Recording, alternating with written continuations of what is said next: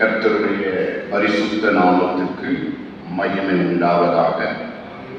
இந்த நாளில் கூட நாம் தியானத்துக்காக எடுத்துக்கொண்ட வேத பகுதி 1 கொரிந்தியர் 1ஆம் அதிகாரம் 22வது வசனம்.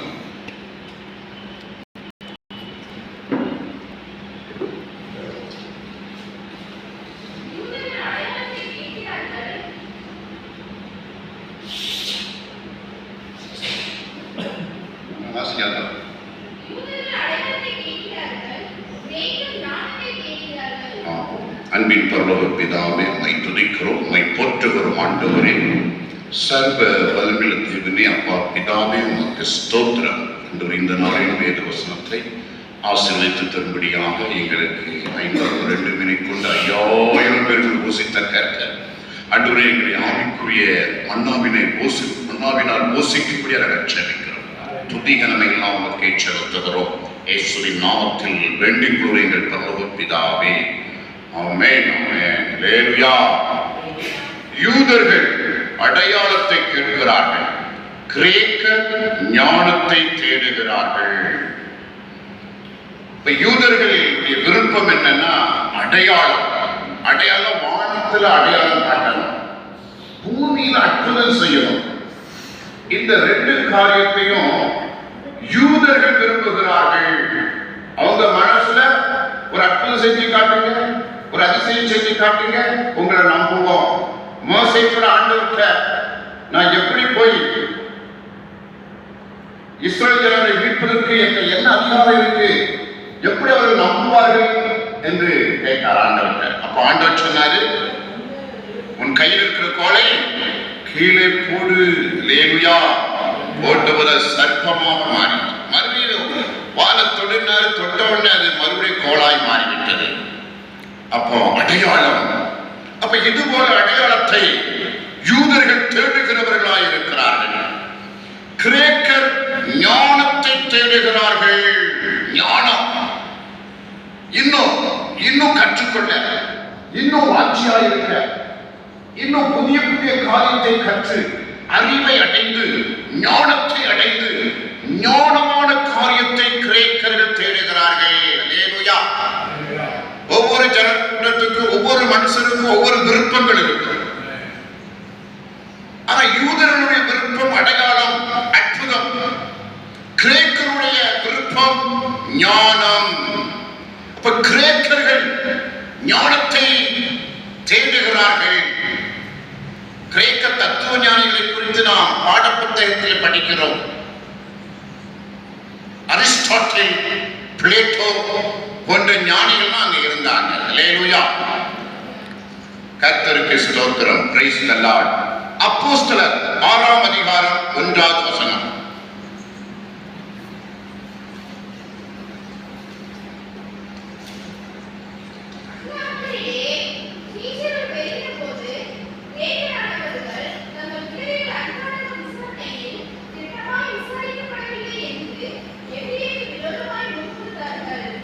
அல்லேலூயா.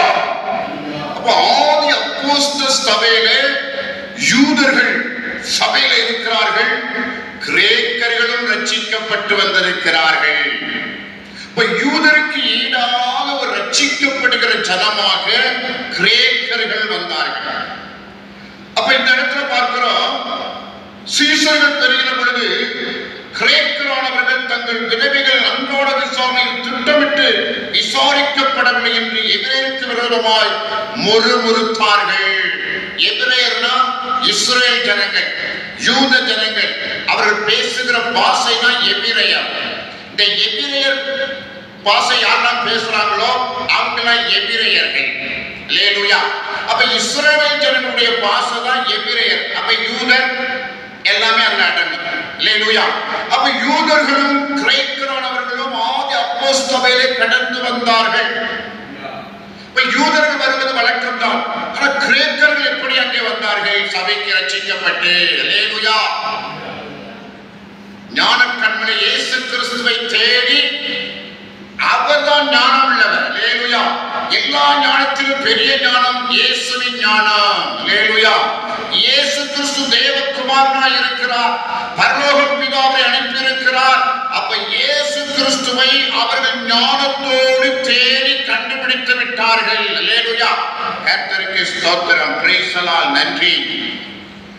அடுத்ததாய் பார்க்கிற பொழுது அப்போஸ்தலர் 17ஆம் அதிகாரம் 16-17 வசனங்கள்.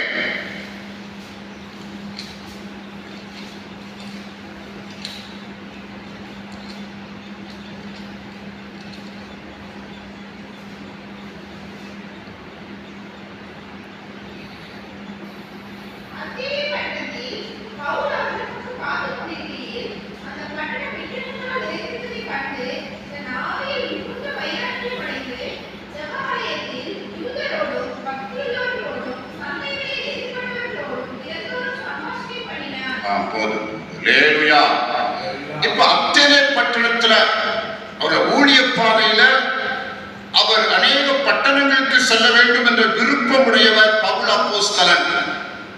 அந்த பவுல் அப்போஸ்தலனை அவர் வழிகாட்டிகள் அத்தனை பட்டணத்துல கொண்டு விட்டுட்டாங்க, இங்க ஊழியம் செய்யுங்க. அப்போ தீமோத்தேயும் சீலாவும் அந்த இடத்துக்கு அந்த பட்டணத்துக்கு வர வேண்டும், அவர்களும் புறப்பட்டு அத்தனை பட்டணத்துக்கு வர வேண்டும் என்று சொல்லி அங்கே பவுல் காத்து கொண்டிருக்கிற வேளையில அந்த பட்டணத்தை பார்க்கிறார். அங்கே விக்கிரகங்களால் நிறைந்திருக்கிறது. அந்த பட்டணம் விக்கிரகங்களால் நிறைந்திருப்பதை கண்டு ஆமென் மிகுந்த வைராக்கியம் அடைந்து, அல்லேலூயா, நம்முடைய தேசத்திலும் பார்க்கிறோம் விக்கிரக தோப்புகள் அநேகமாய் இருக்கிறது. நமக்கு அந்த ஆவியில வைராக்கியம் வருகிறதா? அல்லேலூயா, வைராக்கியம் நம்ம நினைக்கிறோம், அவங்க பெரும்பான்மை மக்கள், நம்ம சிறுபான்மை மக்கள், அதனால நமக்கு ஒரு அச்சநிலை நிலவுகிற ஒரு காலகட்டம். ஆனா பவுலுக்கு அப்படி இல்லை. அல்லேலூயா, அந்த தேசம், அந்த பட்டணம் விக்கிரங்கள் இருந்தது, ஆனால் பவுல் ஆவியில வைராக்கியம் கொண்டார். அல்லேலூயா, இப்ப நமக்கு ஆவியில பட்டணத்தை பார்த்தோன்னே, சூழ்நிலையை பார்த்தோன்னே, ஜனங்களை பார்த்தோன்னே இதெல்லாம் எப்படி ரட்சிப்புகளை நடத்துது என்று பயப்படக்கூடாது. அல்லேலூயா, ஆவியில் வைராக்கியம் கொள்ள வேண்டும். கர்த்தருக்கு ஸ்தோத்திரம். ஜெபாலயத்தில் யூதரோடும் பக்தி உள்ளவர்களோடும் கூட சந்தைகளில் எதிர்பட்டவர்களோடும் தினந்தோறும் சம்பாஷணை பண்ணினான். ஜெபாலயத்தில் போறார். ஜெபாலயம் அங்க யூதர் இருக்கிறாங்க, பக்தி உள்ளவர் இருக்கிறாங்க. அல்லேலூயா, அப்ப இந்த யூதர்கள் அத்தனை பட்டணத்திலும் போய் அங்கே தங்கி இருந்து அங்கே ஜெபாலயம் கட்டி இருக்கிறார்கள். அல்லேலூயா, அங்கே போயிட்டா எப்படி போனாங்க? உபத்திரவ காலத்துல, எரேமியா தீர்க்கதரிசி உரைத்த காலகட்டத்துல, பாபிலோன் சாம்ராஜ்யத்தின் நேபுகாத்நேச்சர் இஸ்ரவேல் ஜனங்களை முறியடித்து பாபிலோன் தேசத்துக்கு கொண்டு வந்துட்டார். யூதர்களை முறியடித்து பாபிலோன் தேசத்துக்கு கொண்டு வந்துட்டார். அவரை அடிமையை கொண்டு வந்து விட்டார். அவரை நாடு கடத்தி விட்டார். அவர்கள் தேசத்தில கேபார் நதியிலே அவர்கள் குடியிருந்தார்கள் என்று வேதம் எசேக்கியேல் தீர்க்கதரிசன புத்தகத்திலே சொல்லப்பட்டிருக்கு. அப்ப அடிச்ச அடியில எல்லாம் நாலா பக்கமும் செதறி ஓடிட்டாங்க. பல இடத்துல பல நாடுகள் அவங்க இருந்தபடியினால அத்தனை பட்டணத்திலும் அவங்க போய் குடியிருந்தாங்க. அத்தனை பட்டணம் என்பது கிரேக்க நாட்டினுடைய தலைநகர். அது ஏதேன் என்றுதான் இங்கிலீஷ்ல வருது. ஏதேன்ஸ் வருது. அது அப்படியே தமிழ்ல போட்டா அத்தனை வருது. அல்லேலூயா, அத்தனை பட்டணம், அங்கே விக்கிரகங்கள் இருந்தது. அந்த விக்கிரகத்தை கண்டு பயப்படாமல் பவுல் பிரசங்கம் பண்ணினான். அல்லேலூயா, கர்த்தருக்கு ஸ்தோத்திரம், பிரைஸ் தி லார்ட். அப்ப யூதர்கள், இஸ்ரவேல் ஜனங்கள் இப்படி உலகமெல்லாம் பரவி அவங்க அந்த எருசலேம் தேவாலயத்தை நினைவு கூர்ந்து ஜெபாலயம் கட்டி, அதுல நம்மெல்லாம் இப்ப சர்ச்சை கட்டி கர்த்தரை ஆராதிக்கிறது போல இஸ்ரவேல் ஜனங்கள் யூதர்கள் என்ன பண்ணாங்க? ஜெபாலயம் கட்டி ஆராதித்திருக்கிறார்கள். ஆனா பழைய ஏற்பாடு தான், புதிய ஏற்பாடு இல்ல. பழைய ஏற்பாடு படி அவர் எல்லா காரியத்தையும் படித்து வருடந்தோறும் பஸ்கா கொண்டாடி இப்படிப்பட்டதான காரியத்தை அவங்க உலகெல்லாம் செஞ்சிருக்கிறாங்க. ஆனா அந்த வேதத்தின்படி நடந்திருக்கிறார்கள். அல்லேலூயா. அப்ப அந்த ஜெபாலயத்துல அந்த யூதர் இருக்கின்றார்கள், அந்த பக்தி உள்ளவர்கள்லாம் இருக்கிறார். பக்தி உள்ளவன்னா மற்ற கூட்ட மக்கள்லாம் வந்து இவங்க கடவுள் தான் மெய்யான கடவுள் அறிந்து யூத மார்க்கத்தை அமைந்தவர்கள். அல்லேலூயா, யூத மார்க்கத்தை கற்று பிரஜாதிகள் வந்து அந்த சபையில இருக்கிறாங்க. அவங்களும் பரிசுத்தவான்கள் என்று வேதம் சொல்ல பக்தி உள்ளவர்கள். அவங்கள்ட்டெல்லாம் அவர் பேசுகிறார். சந்தைகளிலே எதிர்ப்படுகளோடு தினந்தோறும் சம்பாஷணை பண்ணினான். சந்தையில பார்க்கிறாங்களா, பார்த்து இயேசு கிறிஸ்துவை குறித்து பேசுகிறார். அல்லேலூயா. ஒரு திறந்த வாசலா இருந்திருக்கும் நினைக்கிறேன். அந்த நாள் இந்த கிரேக்க ஜனங்கள், யூத ஜனங்கள், மற்ற ஜனங்கள்லாம் போய் பேசுறது கர்த்தரும் உற்சாகப்படுத்துகிறார். பயப்படாதே, மௌனமாகிறாதே, நீ தைரியமாய் பேசு. இந்த பட்டணத்தில் உனக்கு அநேக ஜனங்கள் உண்டு. இப்படி ஆண்டவரை பூஸ்ட் பண்ணுகிறார். அவரும் தைரியமாய் போய் பிரசங்கம் பண்ணுகிறார். அல்லேலூயா. ஆண்டவருக்காக நமக்கு ஒரு மிகப்பெரிய தைரியம் வேணும், ஒரு விசுவாசம் வேணும். அதான் பேரு சொன்ன விசுவாசத்தோடு தைரியத்தையும். அல்லேலூயா. நமக்கு தைரியம் டவுன் உள்ள ஆழத்துல போயிட்டு இருக்கு. அல்லேலூயா. தைரியம் விசுவாசத்துல அப்படி எழுதணும், தைரியத்துல எழுதணும். அவங்க என்ன பண்ணிருவாங்கன்னு சொல்லி நேக்கும் போக்கு பார்த்து ஜனங்களுக்கு சுவிசேஷம் அறிவிக்க வேண்டும். பவுல் அப்போஸ்தலன் அப்படி அறிவித்தார். அல்லேலூயா. அப்போ பார்க்கிற பொழுது கிரேக்கர்களும் தேவனுடைய வீட்டில் வந்து ஆராதித்துக் கொண்டிருக்கிறார்கள். யூதர்கள் செவ்வாலயம் கட்டி கர்த்தரை ஆராதித்துக் கொண்டிருக்கிறார்கள். ஆனா இருவருடைய மனசு அந்த ஆவியில சொல்லப்பட்டிருக்கு, வேதத்துல சொல்லப்பட்டிருக்கு. ஒரு சிறுபான்மை, ஒரு சின்ன கூட்டம் தான் வந்து ஆராதிக்கு. பெருவாரியான கிரேக்க தேசம் சந்திக்கப்படவில்லை, யூதயா தேசம் சந்திக்கப்படவில்லை. ஒரு சிறு கூட்டம் தான் வந்திருக்கு. அதான் பவுல் அப்போஸ்தலன் எழுதுறாரு கொரிந்து நிருபத்துல, கொரிந்து பட்டணம் வந்து கிரேக்க தேசத்துல தான் இருக்கு. அல்லேலூயா. கிரேக்க நாட்டில தான் கொரிந்து பட்டணம் இருக்கிறது. அப்ப அந்த கொரிந்து பட்டணத்துல உள்ள ஜனங்களுக்கு எழுதுகிறார். யூதர்கள் அடையாளத்தை தேடுகிறார்கள், கிரேக்கர்கள் ஞானத்தை தேடுகிறார்கள். அல்லேலூயா. கர்த்தருக்கு ஸ்தோத்திரம். Praise the Lord. தொடர்ந்து நாம மத்தேயு 12ஆம் அதிகாரம் 38 வசனத்திலிருந்து வாசிங்க.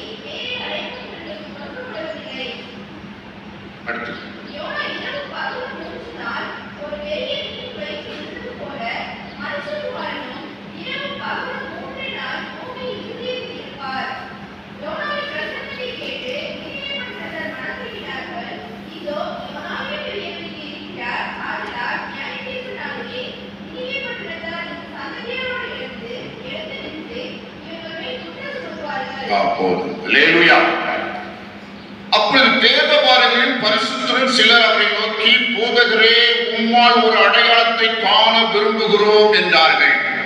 வந்துட்டாங்களா? பரிசேயர் வந்துட்டாங்க. வந்து கேட்கிறாங்க, உம்மாலே நாங்கள் ஒரு அடையாளத்தை காட்ட முடியுமா எங்களுக்கு என்று கேட்கிறார்.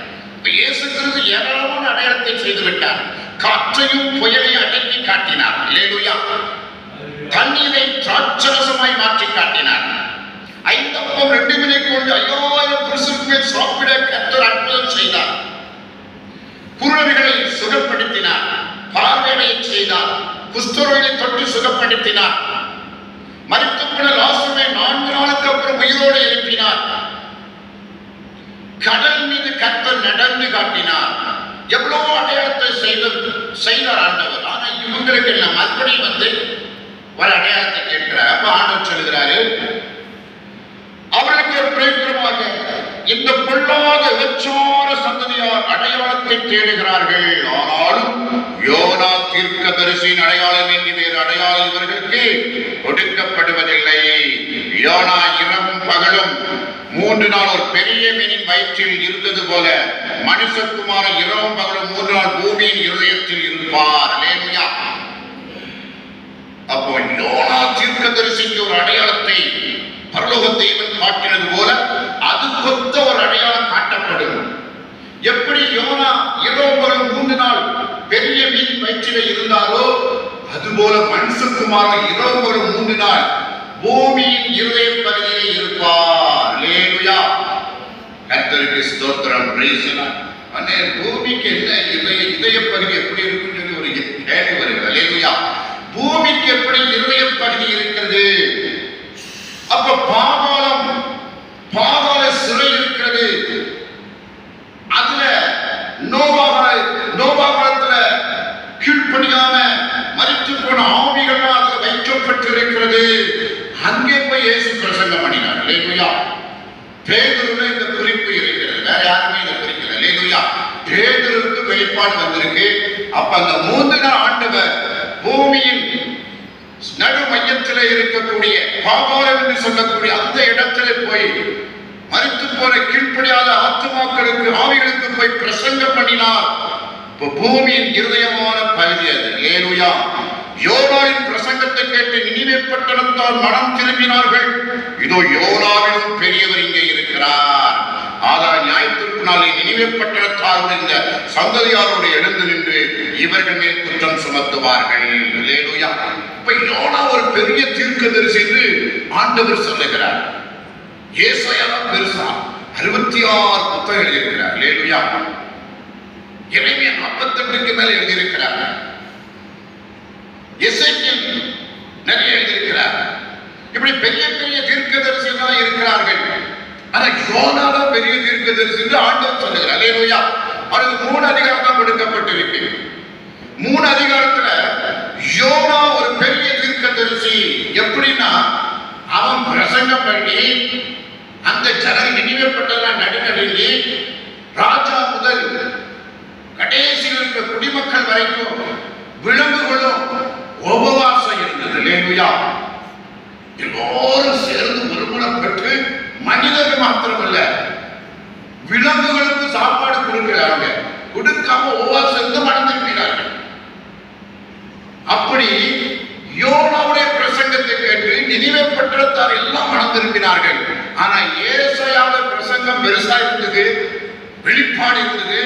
ஆண்டவர் அநேக ரகசியங்களை பேசினார். பழைய ஏற்பாடு புதிய ஏற்பாடு இயேசு கிறிஸ்துவை பற்றி பரலோக ராஜ்யத்தை குறித்து 1000 அரசாட்சியை குறித்து எல்லா காரியத்தை குறித்து பேசினார். ஆனா யோனா தான் பெரிய தீர்க்கதரிசி. யோனா சொல்லி ஜனங்கள் மனம் திரும்பினார். அதுதான் ஒரு அளவுகள். யோனா பெரிய தீர்க்கதரிசி ஆண்டவர் குறிப்பிட்டது காரணம் மனம் திரும்புதல். அந்த பட்டணத்தார் எல்லாம் மனம் திரும்பினார்கள். அப்ப ஆண்டவர் சொல்லுகிறார், யோனாவிலும் பெரியவர் இங்கே இருக்கிறார். அல்லேலூயா. ஆக நியாயத்திற்கு நாளே நினிவே பட்டணத்தார் இந்த சந்ததியோடு எழுந்து நின்று இவர்கள் மேல் குற்றம் சுமத்துவார்கள். அப்ப அந்த ஜனங்கள் அடையாளத்தை கேட்ட பரிசேயர்கள் மனம் திரும்பவில்லை. ஆண்டவற்றை மனம் திரும்பாமலே சிலர் வந்து ஒப்பேத்திக்கிட்டே இருப்பாங்க. அல்லேலூயா. இன்னும் கேட்கணும், இன்னும் சொல்லுங்க நெருக்கிட்டே இருப்பாங்க. சில ஆட்கள் நெருக்குத, சில ஆட்கள் வந்து தேவையில்லாம ஒரு சில ஆட்களை மூளையில்லாம நெருக்கி அந்த ஆள் தொந்தரவு தாங்க முடியாது, அந்த ஆள் கொலையை பண்ணியிருக்காரு. வேணும்யா அப்படின்னு நிறைய பேப்பர்ல பார்த்துருக்கேன். இப்படி வந்து பரிசேயர்கள் ஆண்டவர் வந்து எவ்வளவு அற்புதம் செஞ்சாச்சு, அதிசயம் பண்ணியாச்சு, மனம் திரும்புதல் இல்ல. மறுபடியும் வந்துகிட்டு ஆண்டவராகிய இயேசு கிறிஸ்துவை அவங்க என்ன பண்றாங்க, டார்ச்சர் பண்ணுகிறார். அப்போது இந்த வசனத்தை அவர் எடுத்து ஸ்ட்ராங்கா சொல்றார். கர்த்தருக்கு ஸ்தோத்திரம். Praise the Lord.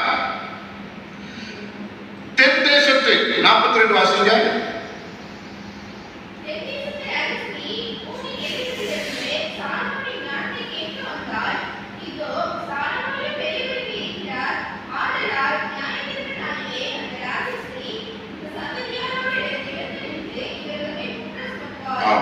அல்லேலூயா. தென் தேசத்து ராஜஸ்திரி அங்க வந்து சாலமோனுடைய ஞானத்தெல்லாம் விசாரித்து அறிந்து அவர் பரிசெல்லாம் கொண்டு வந்து எல்லா ஞானத்தையும் அவர் சோதித்து பார்த்து நீ உண்மையிலேயே ஞானவான் தான் என்று சொல்லி சர்டிபிகேட் கொடுத்துட்டு போனார். அப்போ சாலமோனிலும் பெரியவர் இங்கே இருக்கிறார். அல்லேலூயா. அப்போ ஞானத்துல ஆண்டவராகிய இயேசு கிறிஸ்து சாலமோனை விட பெரியவர்.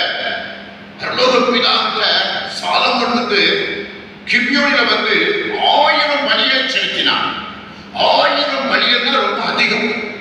ரொம்ப பெரிய மனசு இருந்தாலும் 1000 பலி செலுத்துவாங்க. இல்ல ஒரு பலி செலுத்தலாம், 2 பலி செலுத்தலாம், 100 செலுத்தலாம், 200 செலுத்தலாம். தாராளமாக சாலமோன் ஆண்டவருக்கு 1000 பலிகளை செலுத்தினார். சர்வோங்க தகன பலி, நல்ல ஆடுகள், முதற்தரமான ஆடுகள், முதற்தரமான மாடுகள், இவையெல்லாம் ஆண்டவருக்கு பலியிட்டோன்னு பழைய ஏற்பாடு காலத்துல அந்த பலியை ஏற்றுக்கொள்ளக்கூடியவராக பரலோக பிதா இருந்தார், வேதம் சொல்லுகிறது. அதனால சாலமோன் மேல ஒரே சந்தோஷம். எவ்வளவு பெரிய மனசு, எனக்காக எவ்வளவு பெரிய காரியம் செய்து விட்டார் என்று சொன்ன ராக்காலத்துல சொப்பனத்துல கர்த்தர் பேசினார். அல்லேலூயா. உனக்கு என்ன வேண்டும் என்று கேட்ட பொழுது அவனுக்கு ஞானம் வேண்டும் என்று கேட்டார். அல்லேலூயா. இந்த திரளான ஜனங்கள் சந்திக்கப்படுவதற்கு, இவர்களை நியாயம் விசாரிப்பதற்கு எனக்கு ஞானம் உள்ள இருதயம் வேண்டும் என்று சொல்லி ஆண்டவர்கிட்ட சொப்பனத்திலே கேட்கிறான். அந்த அளவுக்கு ஞானத்தை குறித்த ஒரு தாகம், ஒரு பார அவனுக்குள்ள இருந்தது. அல்லேலூயா. என்னென்னமோ நினைச்சுட்டு படுத்திருப்போம். எனக்கு இன்னைக்கு ஞானத்தை கொடுங்க ஆண்டவரை யாராவது நினைச்சுட்டு படுத்திருக்கோமா? அல்லேலூயா. நம்ம இருதயத்துல எது அதிகமா இருக்கு, எந்த சிந்தனை அதிகமா இருக்கு? ஆண்டவரை குறித்த சிந்தனை அதிகமா இருக்கா, இல்ல மற்ற உலக காரியத்தை குறித்ததான தேவைகள் குறித்ததான ஒரு கலக்கம் இருக்கிறதா என்று சொல்லி நாமே ஆராய்ந்து பார்ப்போம். வேதம் சொல்கிறது, சாலமோனை காட்டிலும் பெரியவர் இங்கே இருக்கிறார், ஆண்டவராய் இயேசு கிறிஸ்து. அல்லேலூயா. சாலமோனுக்கு ஞானத்தை கொடுத்தவர் ஆண்டவராய் இயேசு கிறிஸ்து தான். அல்லேலூயா. வார்த்தையாகிய தேவன், ஆதியிலே வார்த்தை இருந்தது, அந்த வார்த்தை தேவனிடத்தில் இருந்தது, அந்த வார்த்தை தேவனாய் இருந்தது. அல்லேலூயா. வேத வசனம் எல்லாம் இயேசு கிறிஸ்து தான். அல்லேலூயா. பரலோக பிதாவிலிருந்து வந்த வார்த்தை, இயேசுவின் வார்த்தைகள் எல்லாம் இயேசுவாக இருக்கிறது என்று வேதம் நமக்கு சாட்சியாக அறிவிக்கிறது. யூதர்கள் சார்பாக பரிசேயர்கள் அடையாளத்தை கேட்கிறார்கள். ஆண்டவராய் இயேசு கிறிஸ்து முன்வந்து ஞானத்தை குறித்து பேசுகிறார், சாலமோனின் ஞானத்தை குறித்து பேசுகிறார். அப்ப இதை மையமா வச்சுதான் பவுல் எழுதும் பொழுது யூதர்கள் அடையாளத்தை தேடுகிறார்கள், கிரேக்கர்கள் ஞானத்தை தேடுகிறார்கள். அப்போ அடையாளத்தை கொடுத்து ஆண்டவர் வல்லவராய் இருக்கிறார், ஞானத்திலும் வல்லவராய் இருக்கிறார். இல்லையா செல்வம்? எந்த அடையாளம் செய்ய ஆயத்தமாய் இருக்கிறார், ஆனால் அது ஒரு பிரயோஜனமாக இருக்கிறார். அல்லேலூயா. தேவையில்லாம வந்து ஆண்டவர்கிட்ட கேட்கக்கூடாது. ஆனா உங்கள் வாழ்க்கையில ஒரு நன்மை நடக்க வேண்டும், ஒரு இக்கட்டான சூழ்நிலை, ஒரு விடுதலை கிடைக்க வேண்டும், ஒரு பாதைகளை, அந்த பாதைகளை நான் செல்ல வேண்டும், எனக்கு தேவையாக இருக்கிறது, எனக்கு ஒரு அற்புதம் செய்ய வேண்டும் ஆண்டவர் என்று சொல்லி நாம் தேவனிடத்தில் கேட்டால் அவர் அற்புதம் செய்து ஒரு அடையாளத்தை உங்களுக்கு காண்பிப்பார். அல்லேலூயா. இப்ப ஞானத்தை குறித்த காத்திற்கு ஞானமே இல்லை. எப்படி பேச வேண்டும், எப்படி பழக வேண்டும், யார்கிட்ட உங்களுடைய ஊழியத்தை குறித்த சுவிசேஷத்தை எப்படி அறிவிக்க வேண்டும், எப்படி ஜனங்களை ரட்சிப்பில் கொண்டு வர வேண்டும், சபையை எப்படி சேர்க்க வேண்டும், எங்களுக்கு ஒரு ஞானம் இல்லையா.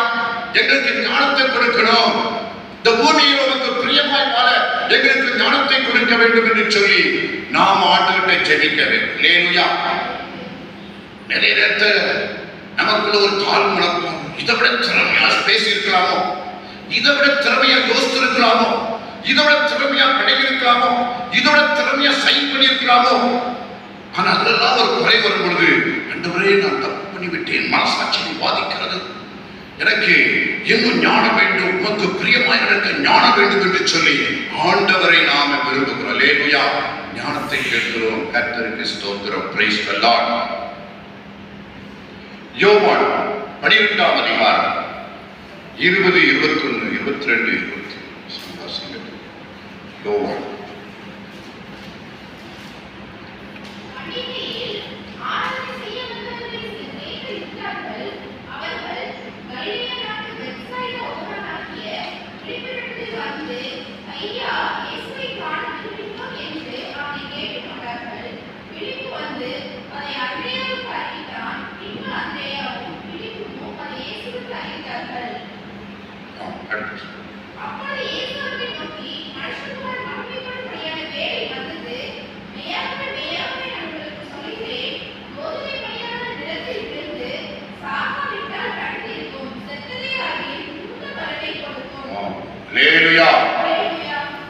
இப்போ எருசலேமுக்கு கிரேக்கர்கள் ஆராதனை செய்வதற்காக எருசலேம் தேவாலயத்துக்கு வந்திருக்கிறாங்க.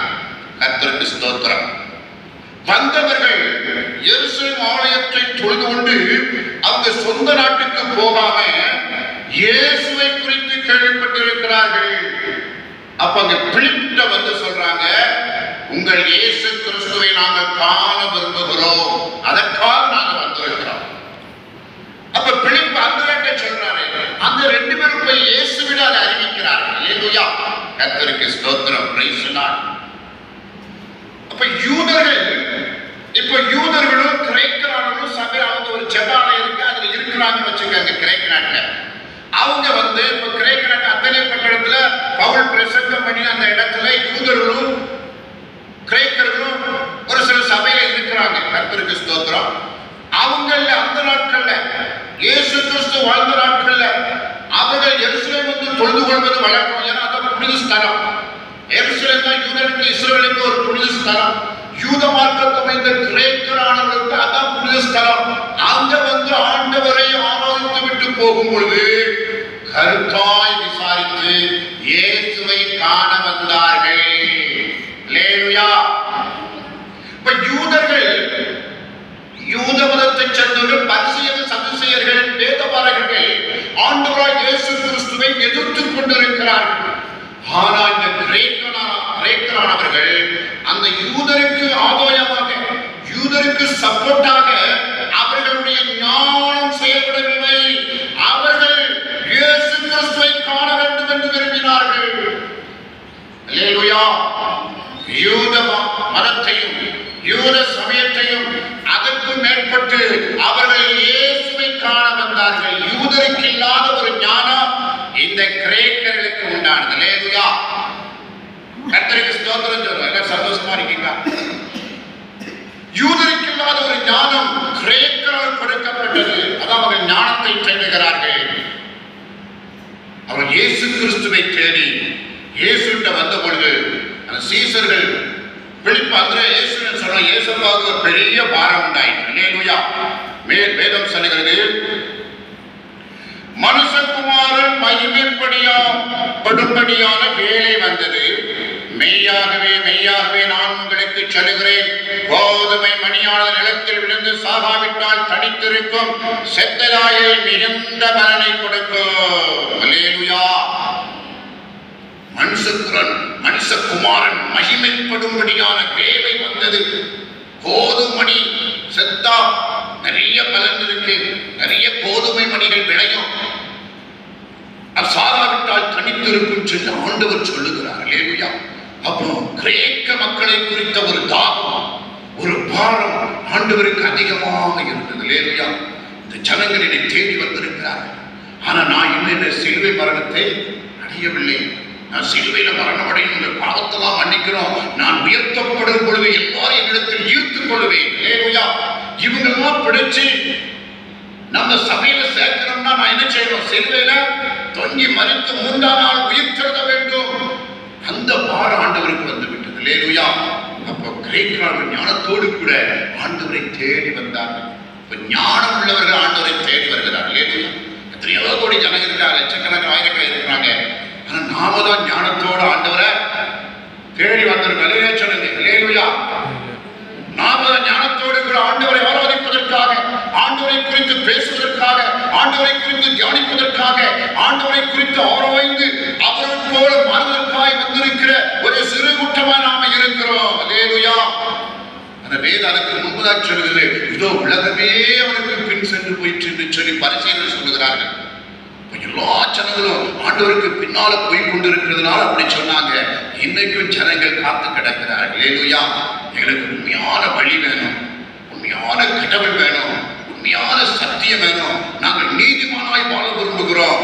ஆனால் எங்களால முடியல, எங்களுக்கு உதவி செய்யுங்கள். அல்லேலூயா. பவுலை பார்த்து சொற்பனத்துல மக்கதோனியா நாட்டு மக்கள் சொன்னார்கள், எங்களுக்கு வந்து உதவி செய்ய வேண்டும், எங்களுக்கு வந்து உதவி செய்யணும்னு சொன்னாங்க. அப்ப அவர் மக்கதோனியா நாட்டுக்கு நேராக பவுல் அப்போஸ்தலன் கடந்து போனார் என்று சொல்லி பார்க்கிறோம். அல்லேலூயா. பவுல் அப்போஸ்தலன் அப்போ மக்கதோனியா தேசத்துக்கு உதவி செய்யணும். இந்த ஜனங்கள் உதவி இல்லாம இருக்கிறாங்க. நம்மளை சுற்றி இருக்கிற ஜனங்கள் எப்படிப்பட்டவங்களா இருக்காங்க? உதவி இல்லாம இருக்கிறாங்க. அவங்களுக்கு தெரிந்ததை அவர்கள் செய்கிறார்கள். நாம தான் சத்தியத்தை வைத்திருக்கிறோம், நாம தான் உண்மையை வைத்திருக்கிறோம், ஆண்டவருடைய கட்டளையை நாம தான் பெற்றிருக்கிறோம். நம்மை தான் கர்த்தர் அப்பாயிண்ட் பண்ணின ஒரு பவுல் அப்போஸ்தலனை போல, ஒரு பிலிப்பை போல, ஒரு அந்திரேயை போல நம்மளை தான் நாம தான் அவளுக்கு உண்மையை சொல்லிக் கொடுக்கணும். அல்லேலூயா. ஆனா ஜெபம் பண்ணி தியாகம் பண்ணணும். அல்லேலூயா. ஜெபம் பண்ணி ஒரு ஆளுக்கு தியாகம் யாரோ பண்ண ஜெபத்தினால தியாகத்தினால நாம் இன்னைக்கு ரட்சிக்கப்பட்டு வந்திருக்கோம். அல்லேலூயா. யாரோ செய்த ஜெபம் நமக்காக, யாரோ செய்த தியாகம், அந்த தியாகத்தின் விளைச்சலாக நாம் வந்து ஆராதித்துக் கொண்டிருக்கிறோம். நாமளும் அது மாதிரி மற்றவர்களுக்கு செய்யணும். அல்லேலூயா. நாமும் மற்றவர்களுக்காய் பாரப்பட்டு ஜெபிக்கணும். நாம் மற்றவர்களுக்காக உதவி செய்யணும். சத்தியத்தை சொல்லிக் கொடுக்கணும். சுவிசேஷத்தை சொல்லிக் கொடுக்க வேண்டும். கர்த்தருக்கு ஸ்தோத்திரம். Praise the Lord. உபாகமம் 29:29. கர்த்தருக்கு ஸ்தோத்திரம். வாசிங்க 29:29.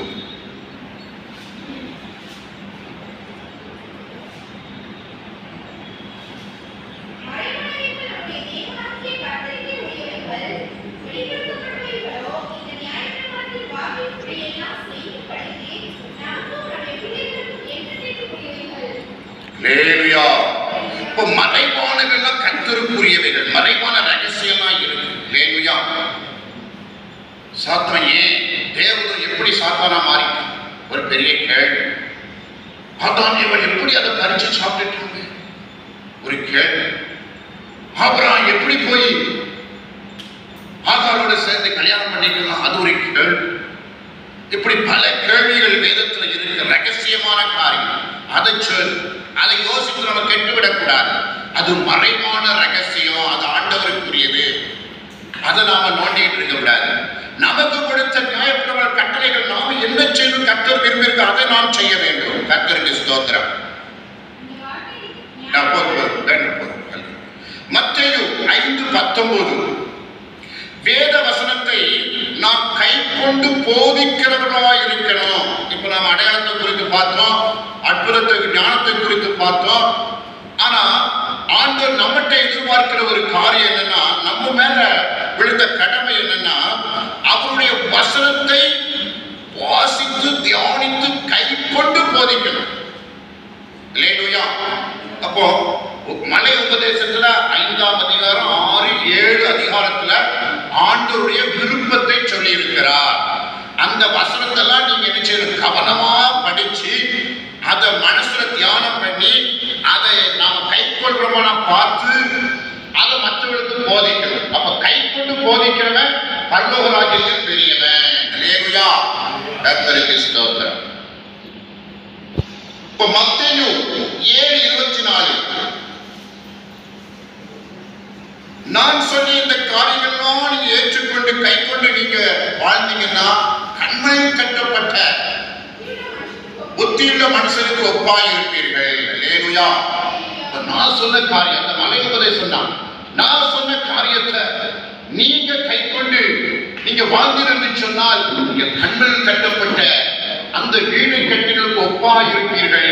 எவ்வளவு போராட்டம் தான் நீங்க ஸ்ட்ராங்கா நிற்பீங்க. அல்லேலூயா. கர்த்தருக்கு ஸ்தோத்திரம். Praise the Lord. யோவான் 15:10 பிதாவின் கட்டளையை நான் கை கொண்டு வாழ்கிறபடினாலே என்னுடைய கட்டளையை நீங்க கேட்டு நீங்க வாழ்ந்தீங்கன்னா நீங்கள் என் அன்பிலே நிலைத்திருப்பீர்கள். அல்லேலூயா. அப்போ வேத வசனமும் இயேசுவும் ஒன்றாக இருக்கிறார். அல்லேலூயா. இயேசு கிறிஸ்து ஒரு சப்ஜெக்ட், ஒரு ஆழ்த்தத்துவமாய் பார்த்து அவரை நாம் நேசிக்கிறோம். ஆனா வேத வசனத்தை கை கொள்றோமா என்பதை கவனம் செலுத்த வேண்டும். அல்லேலூயா. நம்ம ஆண்டவரை சோதர ஆண்டவரை இறங்க அந்த அற்புதம் செய்கின்றது, இந்த காரியத்தை இதை செய்யுங்க அப்படின்னு சொல்லி எல்லாம் செபிக்கிறோம். ஆனா வேத வசனம் எத்தனை வசனம் உங்க உள்ளத்துல பதிந்திருக்கிறது என்று. ஆனா என்ன பைபிள் இருக்கு, ஆனா உங்க இருதயத்தில் அந்த வசனம் இருக்கா? அல்லேலூயா. இப்போ முக்கியமான வசனத்துல மனப்பாடம் பண்ணணும். மனப்பாடம் பண்ணி தியானம் பண்ணணும். தியானம் பண்ணி அதை கை கொள்றோமான்னு நம்மளை டெஸ்ட் பண்ணணும். அல்லேலூயா. அதான் வேதத்தில் இயேசு கிறிஸ்துவை நாம் நேசித்தோம் என்று சொன்னால் அவருடைய வசனம் எல்லாம் நம்ம மனசுக்குள்ள இருக்கணும். அல்லேலூயா. அப்ப பரிசுத்தாவில நிறைஞ்சு செபிக்கணும். ஒருவேளை வசனம் அபிஷேகம் உங்களுக்கு எல்லாம் கற்றுக் கொடுக்கும் என்று வேதம் சொல்லுகிறது. அபிஷேகத்தில் நிரம்பி அதிகமாக செபிக்க வேண்டும், அதிகமாக ஆண்டவரை உயர்த்த வேண்டும். அப்பனா அபிஷேகம் கற்றுக்கொண்ட அபிஷேகம் உங்களை பாவம் செய்ய விடாது, தவறான வழிக்கு விடாது. கர்த்தருக்கு ஸ்தோத்திரம். அப்ப அபிஷேகத்தில் குறைவு ஏற்பட்டு விட்டால் பலவிதமான சோதனைகள் இச்சைகள்லாம் நம்ம நோக்கி வந்து நம்மை தாக்கினால் நாம் இந்த வசனத்தை படிச்சு தியானம் பண்ணி அவைகளை முறியடிக்க வேண்டும். அல்லேலூயா. அப்ப ஆண்டவரை நேசிக்கிற பொழுது ஆண்டவருடைய வசனத்தையும் நாம் என்ன செய்யணும்? நேசிக்கணும். ஆண்டவர் வசனமும் இயேசு ஒன்று. அல்லேலூயா. வார்த்தையாகிய தேவன் இயேசு கிறிஸ்து, அந்த வார்த்தை நமக்குள்ள இருந்தா தான் இயேசு உள்ளே இருக்கான்னு அர்த்தம். ஒரு நேம வச்சுக்கிட்டு நீங்க வசனத்தை மறந்து தங்கள் இஷ்டம் போல சத்துருக்கு இடம் கொடுத்து வாழ்ந்தீர்கள் சொன்னா அந்த பிரயோஜனம் இல்ல. அல்லேலூயா. அப்ப இயேசு வசனம் ஒன்றாய் இருக்கிறது.